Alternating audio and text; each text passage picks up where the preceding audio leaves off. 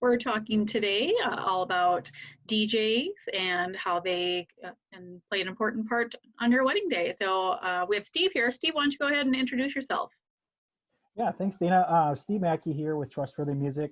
I'm owner and operator, and I have 8 other DJs that kind of work on my team when needed. And we're in Minnesota, Wisconsin, and I'm based out of Farmington, Lakeville area, but kind of go all over Minnesota, Wisconsin area, kind of wherever anybody needs us. And we just we love the wedding business, where majority of our stuff is weddings, where I'd say 95% of our stuff are wedding events, because that's what we're passionate about and that's what we love doing. So we just love to do that, and love to work with couples to create their perfect day and make their event as special as we can. Well, awesome. And we definitely enjoy working with you and your team. So that's why I wanted to talk with you and kind of thinking about some common questions that we get from couples about music and DJs and how that works into their wedding days. And so I thought we'd address a few of those here today. So the first one is one that we certainly get from people all the time, and I'm sure it's one that you definitely get, which is, with so many streaming services out there and options and devices, what is the benefit of hiring a live DJ versus DJ Spotify, as I like to call it? Yes, and I'm sure you've seen this at weddings that you've done, where there's been, DJ Spotify has been there. It can work in certain situations, and for those couples that maybe don't have the music or have the dance as kind of a huge piece, yeah, feel free to save the money. But then also the live DJ does so much more, at least at Trustworthy we do. And I know there's a lot of great other DJs out there too, that from start to finish, the DJ is an integral piece where, if you're doing the ceremony, they're going to be in charge of your ceremony music, and the timing of the ceremony music is such a huge piece. Mm-hmm. And then working with all the other professionals, getting everybody together, when they're doing the huge pieces of a wedding, like first dancer, they're doing grand march, or they're doing toast, letting the photographers know, letting the video people know if there's video people involved, so that the photographers are around to capture those moments, instead of just, if we start something or without them around, they're going to be pretty upset, and you're going to be the couple's going to be upset that they missed out on that shot or whatever. Mm-hmm. But then just to have a live person there that's a professional, that knows how to use their equipment, knows how to tune in their equipment, so people aren't on the dance floor complaining about the music being too loud, and people in the back corner are saying, I can't even talk to the person next to me, because they're just, the person doing the music doesn't really know how to tune in the system. And then, being able to read the crowd once the dance starts, to play the right songs when the dance starts, because if you don't have someone in charge, a professional in charge, then either the couple is going to be in charge of that, or they might put, Uncle Eddie in charge of it, and then he doesn't get to enjoy himself. He doesn't get to dance. And then if he does something wrong, then you're upset at him, and he's somebody you might have to see at Easter every year or Christmas. And then you just always have that thing in the back of your mind where you hire a professional to kind of take those worries off of you, and they can kind of just make the overall day go better. If it's a good DJ, they're going to be helping out, and they're going to be doing a lot more than just keeping your crowd on the dance floor during the dance. They're going to be coordinating events with the other professionals that are there, and they're going to be kind of walking you through the events of the day. They're going to be, fading out music for the ceremony and starting the right music at the right time. And then also helping, once again, if it's a ceremony or if it's toast, they're going to make sure that people can be able to hear who's talking, and just all the announcements from start to finish. It's just a big piece that some people overlook, as well as, even just thinking of the lighting for the dance floor, for the event. You want to have the right atmosphere so that people will want to dance too. So those are some of the reasons that you would want a professional DJ to be there for the day. Yeah. Well, and I definitely feel like, once you rent some speakers and microphone and, whatever other equipment you might need, and dance floor lights. At that point, you may as well have just hired a Yes. DJ Yep. who brings it all with. Exactly. And is responsible for it, and you don't have to return it. They set up, they tear down, all that stuff. Yeah, for sure. Yeah, definitely all great reasons. I know we definitely enjoy working with them too, because it's really a partnership of getting things done for everybody. Right. Yeah. So then, so speaking of ceremony, we talk with couples a lot, and some of them have a good idea, but others really struggle about what to do for their music for their ceremony. So what are some things to kind of keep in mind as far as like style of music, instrumental versus vocal, length of songs, how many songs they need, and things like that?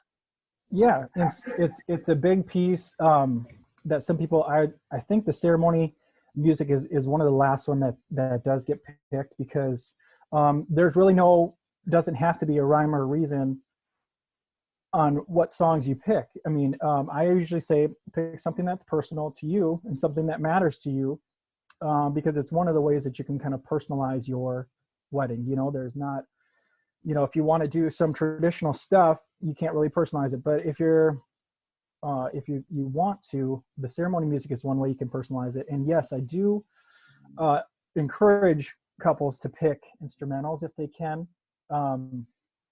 for a couple reasons. Is the timing of the instrumentals is a lot easier to fade out if instead of in the middle of a phrase or in the middle of a chorus, you're say the bride gets up to the front and it's time to cut the music. Well, if it's in the middle, some people are like, it feels weird. And if you let it play, then you're like, everybody's awkward. Like, okay, how long do we just stand here? But then it makes it a little bit easier. And then the whole thing with lyrics is, the overall reaching point of the song you might agree with, but maybe, somebody wrote in something weird that you don't love, or you don't want in a first dance, or you don't want in a ceremony song. Where if you do an instrumental piece, then it's going to be easier. You're not going to have like an awkward moment of like, oh, what was that lyric that they just said as somebody walking down the aisle? So that's kind of that. So it's good to personalize it. And, instrumental songs are easier to deal with as far as timing goes, because you may have walked it the night before at rehearsal, but so-and-so's shoe came off, or, it's not always going to be the exact same as you practiced it. So you can't always get the timing down perfect. Yeah. So with instrumental, it's a lot easier to loop when you need to, or fade out, as you said. Yeah. No, those are all great points. And yeah, with personalizing, if you like a certain song, but you're like, oh, my grandma is not gonna like this song. Like having an instrumental version, it'll sound nice, and it'll still mean something, special to both of you. But grandma will just kind of be happily like, oh, this is nice. Right. Especially with some of the newer, songs that might have, that might be great lyrics for dancing later on in the night. Mm-hmm. But they might not be the best for walking down the aisles. Well, hey, let's get a piano version. Let's get a violin version with no lyrics. We'll dance to the fun version, a full on version later. But let's do this. And then grandma doesn't know what the lyrics are, but some of your friends do, and they're like, oh yeah, I love this song. Right. Yeah.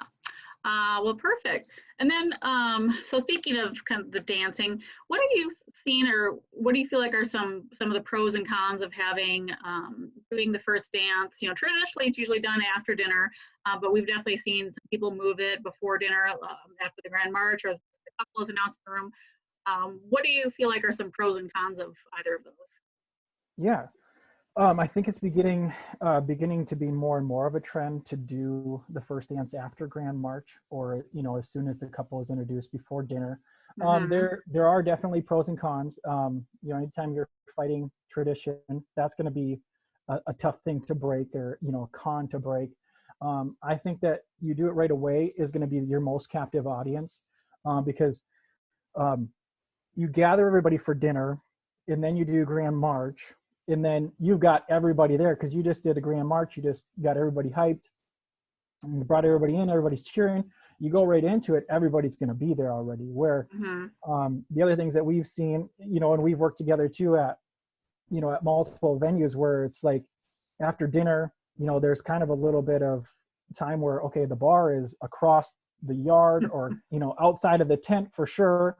And then, there's people playing, there's people playing bags over here, and there's people over here who are just enjoying a beautiful night, because we don't get too many of those in Minnesota, Wisconsin. So then trying to gather them up again before that first dance is always is one of the toughest things that we have to do as DJs, because it's, nobody likes to be told what to do, number one, and number two, it's like, they're enjoying themselves, having fun, doing what they want to do, or, getting a drink or talking with their friends. And so sometimes that first dance can be delayed to that point. Some of the pros of doing it,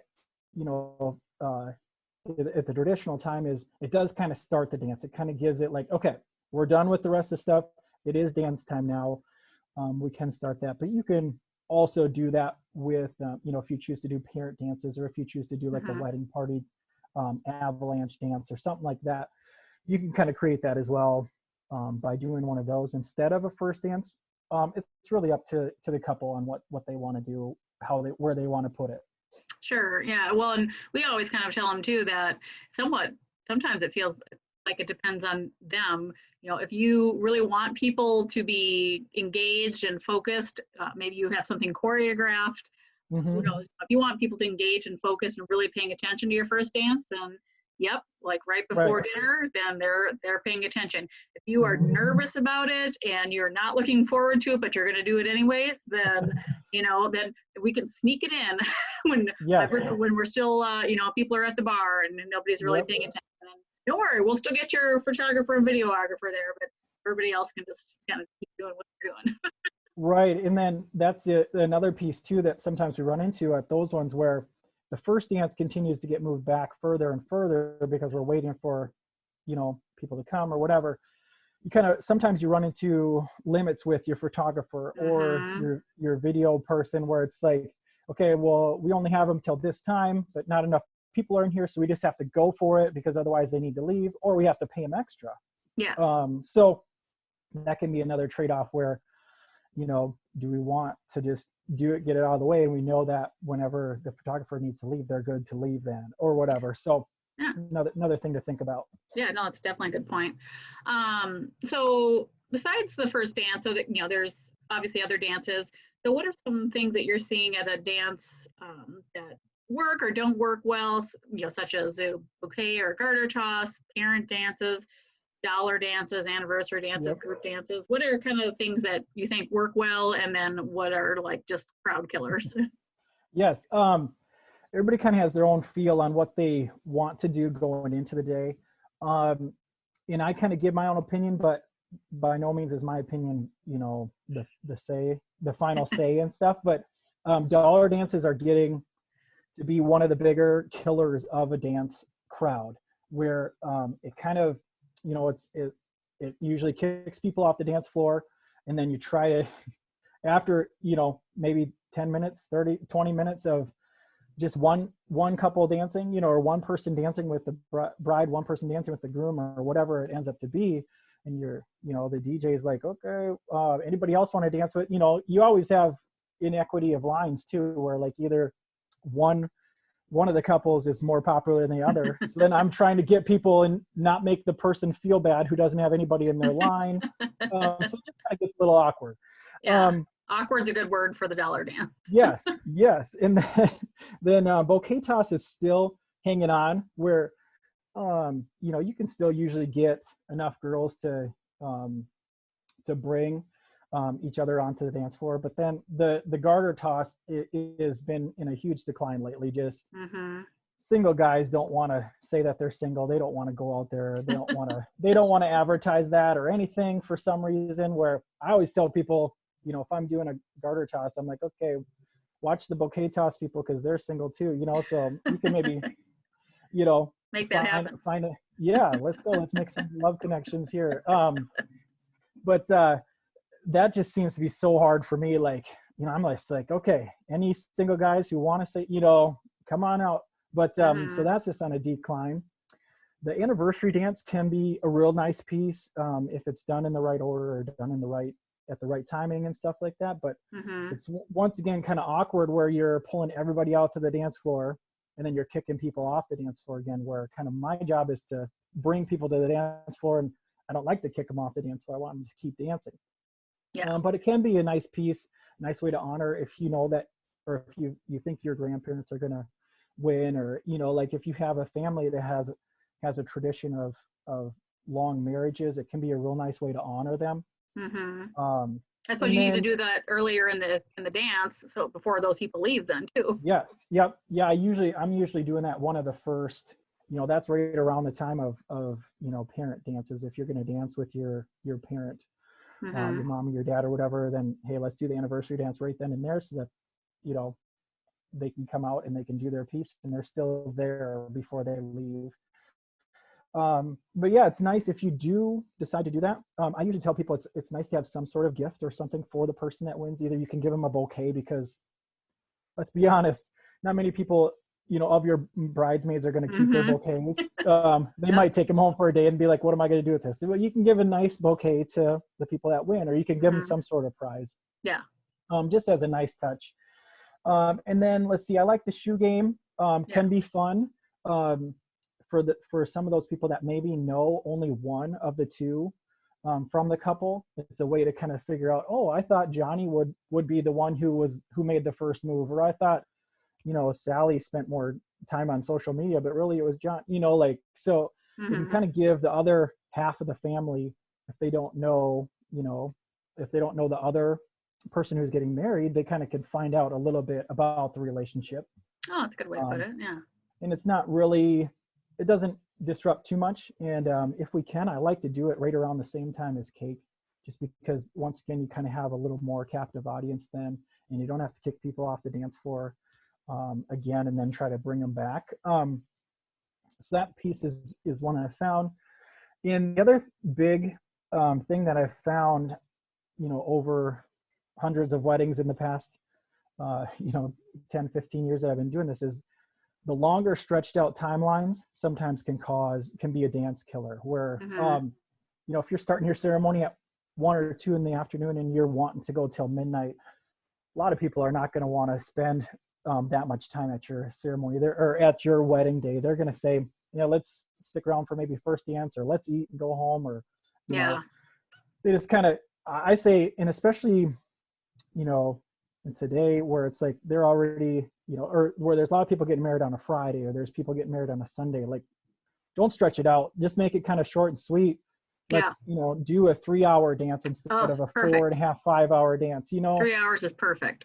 Yes. And then you can keep the dance floor packed easier if it's shorter. Mm-hmm. And then and I always like to make people, you know, let's send them home wanting more, instead of being like, yeah, this really could have been done an hour ago. You know, like, Right. Right. wouldn't you rather have them with a better taste in their mouth? So let's do that. Let's make it a shorter time frame, and then everybody has more fun, I feel. Where if you give people too much time, they get bored and they're just like, oh, this wasn't as fun as I thought it was going to be. Where if you don't give them time to get bored, they're going to enjoy themselves more. You want that final dance ring, a piano man at the end of the night, to be huge. Yes, you want, and then that's kind of that final, you know, you kind of want that memory in their head as like, oh yeah, this was so much fun. I can't believe, you know, we just had a blast, instead of it's 6 people on the dance floor. yeah, the couple and you know, the couple and their parents, and then like two bridesmaids, and it's like, yeah, all right, we made it to the end. Yeah. Yeah. Go out with style. Yes, I love doing those ones that are short and Yeah. compact. Yeah. No, I agree. Well, my final question for you is one, because obviously when, you know, when we're there, we work with you guys and the other vendors. So how do you feel like having a planner or coordinator at a wedding? You know, you said earlier, kind of talking about timeline and making sure that, like, you know, everybody's where they need to be, and that's definitely something that we do a lot of. So when you do work with a planner or coordinator, how does that help you do your job better? Yes, it definitely frees us up to do what we need to do music wise, you know, easier, better. Where, but yeah, like I did mention, you know, once I'm getting ready for first dance, I've got enough stuff that I need to do, you know, at my booth to get get the music ready, to have the lights ready, to have everything perfect, to where if I'm like, okay, I got my music ready and I got all that stuff, but now I got to go find the video, I got to find photographer, I got to find, you know, The couple. the bride, yeah, the couple, I got to find, you know, the parents and everybody. yeah, Yeah. and then all that stuff, and I'm coordinating all that stuff where, and then I'm coordinating that with the couple, where if there's a planner that I'm dealing with, I'm going to the planner, and well, the planner is usually, we're working side by side and be like, okay, yeah, it's looking like feeling about time to start the first dance. She's like, okay, I'll go get the couple, you do what you need to do. You know, and I might help do some of that stuff, but I'm not doing all of it, where the planner can be kind of the point person for the whole day to kind of coordinate everything. And then they're going to the other people that we need. It's not the couple, you know, like the planner will go to the couple, tell them, okay, it's time to do the first dance. You don't have to do anything else. Just head up to the dance floor. I'll go get this person, this person, this person. I'll find your mom. I'll find your dad. Yeah. And I'll get them, instead of the couple having to do all that and go around and, you know, so the planner can kind of be that point person for me. That planner can be the point person for the photographer, to where we're at, you know, we're kind of working together, and we and the planner already knows what the couple wants, and we know what the couple wants, where we're kind of working together as a team, and not all three of us having to go to the couple every time, like, hey, we talked about this, and then the photographer comes up and, hey, we talked about this. So it just frees the couple up just to enjoy their day so much more, enjoy talking with their family and talking with everybody else, to where I kind of joke, I feel like I'm a pretty nice guy and pretty fun to talk to, but I always joke with my couples, there's so many more people there on your wedding day that you'd rather be talking to than me. So let's just get the details ahead of time. Right. And then the planner and I can work together, so we're not bothering you on your wedding day, so that you can talk to your uncle, you can talk to your aunt, you can talk to your cousins who, you know, live in Florida, who you haven't seen in 3 years, you know, instead of worrying about all of the logistics of the day. Yeah. No, I think that is a really great point, because you know, when I'm talking with couples about, you know, kind of the value of a planner or coordinator, I'm like, no matter how much you talk to all your vendors, no matter how much you plan, like they're all going to have a million questions on the day of. And if they don't know who to go to, you know, they're going to be able to find that lady in white or the guy standing next to her, or whatever the case may be, because they'll always be able to find them, and they're going to get asked questions over and over and over again. So, right. Yeah. So it definitely helps to have a good team to get all that pulled together, and you know, there's a lot of little steps with that, with letting, you know, the photographer and the videographer set up their lighting. What does that look like? And conferring with you on the lighting for the first dance, and make sure that that's right. And so there's I think a lot of behind the scene pieces that go on that I don't think a lot of people think about. So correct. Yeah. Great. Well, awesome. Well, Steve, I really appreciate your time today and answering these kind of common questions that we get about DJs and music for weddings. A lot of great information. Where can people find you online if they want to find out more information? Yeah, I appreciate it. I love to help educate, and I appreciate you having me on. People can find us trustworthymusic.com, and then of course on Facebook, I think it's trustworthy.music, and Instagram trustworthymusic. We're on that, and of course we're on all the other wedding, you know, the Knot, Wedding Wear, all those things we're probably on there too. But those are probably the three main ones that I get. So yeah, feel free to connect with us, ask me more individual or personal questions that you have about, you know, about your day, or if you had want any follow-up on anything I said, feel free to reach out to me there. I usually try to get back to people as quick as I can. So. Awesome. Well, thanks. I appreciate your time today, Steve. Yeah, you bet. Thank you.